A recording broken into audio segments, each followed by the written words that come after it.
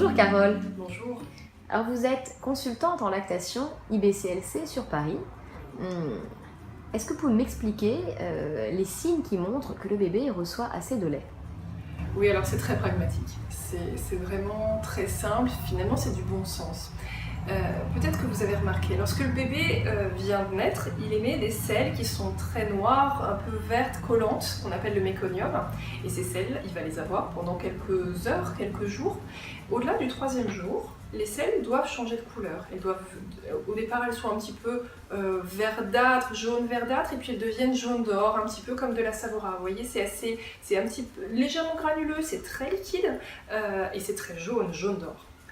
L'odeur est relativement acceptable, c'est pas nauséabond. Mais alors, d'une manière très très simple, très pragmatique, si le bébé reçoit la quantité de lait dont il a besoin pour bien grandir, bien il élimine. Donc un bébé qui reçoit suffisamment de lait, un bébé allaité qui reçoit suffisamment de lait, à partir du 3e jour qui suit sa naissance, va émettre au moins 3 selles de la taille de la paume de la main de sa maman par période de 24 heures, et il doit également mouiller 5 à 6 couches par 24 heures. Ça c'est un minimum, hein. Les bébés sont capables d'en faire largement plus. C'est vraiment ce qui montre que le bébé reçoit suffisamment de lait. Ça, c'est un critère qui nous montre réellement que le bébé reçoit tout le lait dont il a besoin pendant les jours qui suivent la naissance. Certes, il y en a d'autres que l'on peut prendre en compte. Lorsque le bébé tète, on voit ses joues se creuser, on voit, vous savez, un petit peu comme le jabot du pélican là, qui s'ouvre, et puis un petit mouvement d'oreille et le bébé avale. On sent un mouvement ample, on entend peut-être des petites déglutitions. Parfois, c'est très audible, parfois c'est très discret, mais c'est vrai que si vous n'avez pas l'habitude d'observer ça, demandez à un professionnel de vous montrer ce qui se passe. Le bébé tète, il doit recevoir du lait. Le bébé ne reçoit pas du lait en continu, il tète, il déglutit, tète, déglutit, il respire en même temps, parfois il fait des petites pauses, et puis il recommence, et c'est comme ça que se passe toute la tétée. Et donc, globalement, le bébé va téter 8 à 12 fois par 24 heures, ça va lui permettre de recevoir tout le lait dont il a besoin, ça permet d'installer la lactation de sa maman, et forcément, il élimine.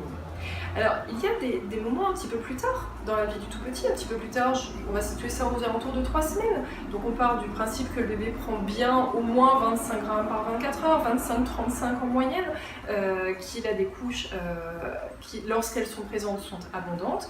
Et puis il peut se passer des moments où il va espacer davantage ses selles.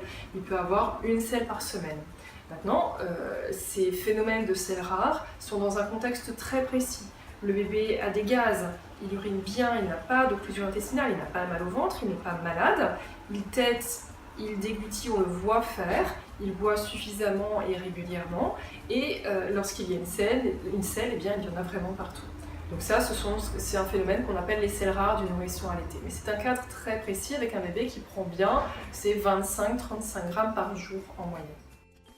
Je peux vous citer une anecdote. Je me souviens d'une fois, j'ai reçu un email d'une maman inquiète, et légitimement inquiète, puisque son bébé de 18 jours n'avait pas émis de selle depuis 6 jours, elle était 60 grammes en dessous de son poids de naissance.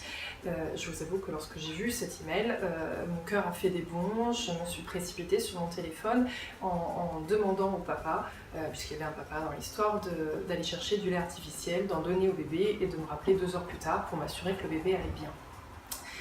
Ce bébé recevait manifestement peu de lait, en tout cas en quantité insuffisante, et c'est pour cette raison qu'elle n'émettait pas de selle.